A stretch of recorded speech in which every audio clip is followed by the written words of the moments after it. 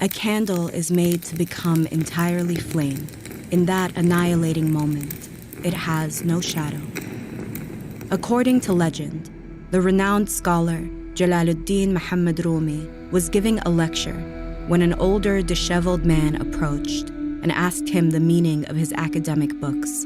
Rumi didn't know it yet, but this question and this man would change his life. Annoyed at the interruption, Rumi snapped, "They are something that you do not understand." Suddenly, the books caught fire.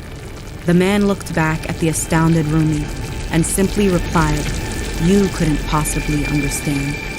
The mysterious figure was Shams of Tabriz, a charismatic Sufi mystic who would transform Rumi's worldview.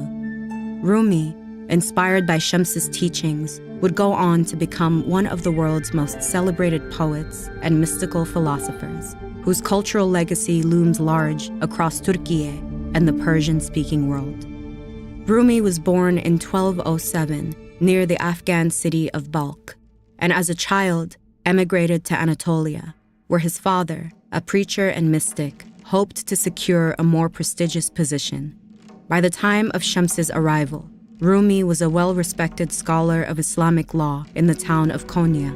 While he had been exposed to Sufism, the mystical path within Islam, which focuses on experiencing God's love, he'd shown little interest in it. But this changed in his late 30s, when Shams came into his life.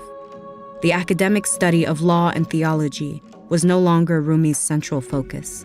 Rather, he saw them as candles guiding the way towards his ultimate goal, the reunification of his soul with God through the experience of divine love.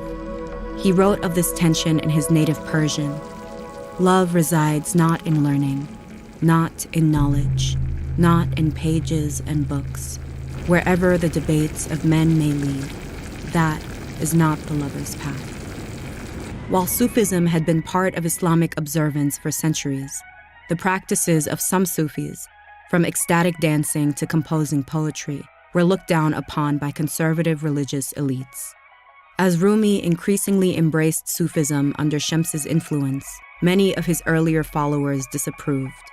When Shams suddenly disappeared, suspicions arose that he'd been murdered. Rumi expressed his devastation through poetry. "He bathed us like a candle in his light. In thin air vanished, left us." Rather than turning away from Sufism, Rumi became more devoted, participating in ritualized dancing and preaching the religion of love through lectures, poetry, and prose. And while Shams would never return, Rumi continued to share his teachings, seeing himself as the moon, reflecting the light of Shams's sun. While in his mystical states, he composed the Divan-e Shams, a sprawling collection of lyrical poems that included many of the sayings for which he is famous today. The work expresses intense feelings of love and longing, not only for his vanished mentor, but for the divine creator. Over time, Rumi's poetry matured. He no longer saw himself as a reflection of Shams, but as a beacon of light on his own. In his early 50s, Rumi wrote Masnavi, which shifts from ecstatic expressions of divine love to verses that guide others to discover it for themselves. The poems are complex and layered, incorporating ideas, stories, and quotes from Islamic religious texts, Arabic and Persian literature, and earlier Sufi writings and poetry. In one story, he invokes the well-known characters of Layla and the love-crazed Majnun.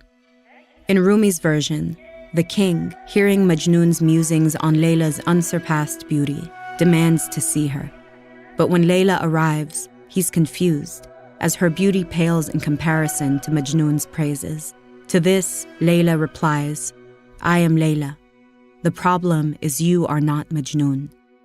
For Rumi, experiencing love meant opening his heart to all of God's creation, looking at everything and everyone, like Majnun gazing upon Layla. In this way, he saw romantic love as an expression, on a smaller scale, of divine love. Following Rumi's death, the Mevlevi Sufi order was established around his teachings and still exists in Turkey today. His poems and other writings were copied and dispersed across the Islamic world, inspiring and shaping Persian poetry before being introduced to the West in the 19th century. For generations, his works have been read and reread, translated and reinterpreted, drawing admirers from around the world. While Rumi's words reflect his specific historical context and Islamic worldview, for many, his message feels universal. If you have lost heart in the path of love, flee to me without delay. I am a fortress, invincible. Though scientists, psychologists, and philosophers have countless theories on why we love, poets are particularly adept at capturing the experience. Plumb the depths of emotion with these two videos.